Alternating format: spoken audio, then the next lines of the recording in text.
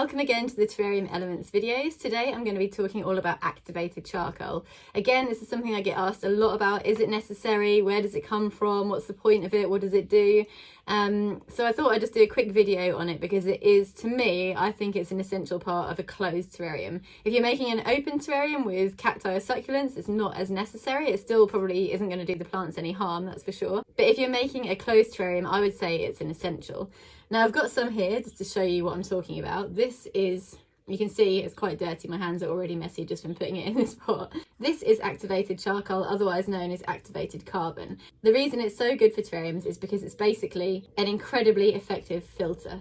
It's really good for filtering out any kind of unwanted matter or any unwanted mold, mildew, any bad gases, anything that's coming from any kind of decay inside the terrarium. This stuff is going to filter all of that out, and that's why I think it's so helpful to have it in. It's not expensive to buy. I do sell it on my website. Whether you're making a big terrarium or a little terrarium, I think it's always worth adding a little bit in, and you can do this in a couple of different ways. You can either sprinkle it into the soil and just mix it in so it can't be seen, or you can make an entire layer of it, which will really help again with the filtration. So this will filter both air and water, and like I said, it basically gets rid of any bad toxins that are hiding away in your terrarium. For example, when a leaf of a plant may fall off and die inside the terrarium, you don't want that to end up being moldy and then potentially risk the rest of the plants. And sometimes it's not possible to get that leaf out, but this will help keep it nice and clean, and that will help get rid of that badness that's coming from that dead leaf.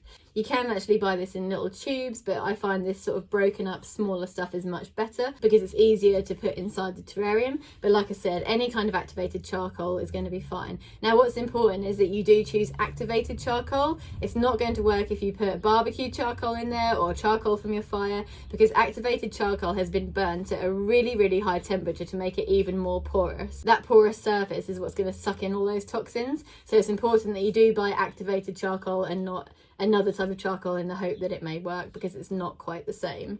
Now a good way to describe how it works, and this is something I always say in my workshops because again people often ask, why are we putting this in the terrarium? Imagine if you have something go off in your fridge, and you know sometimes you open the fridge and it smells really bad. A really good tip for that would be to put some activated charcoal into your fridge, and the property of it removing toxins will get rid of that smell almost immediately, and that's exactly the same way in how it works inside a terrarium. Anything bad starts to happen, it's going to suck it all in and keep the atmosphere nice and clean and fresh. So for that reason, I personally would always recommend popping it in. It's an inexpensive addition and it just helps keep everything nice and healthy and lasting a little bit longer.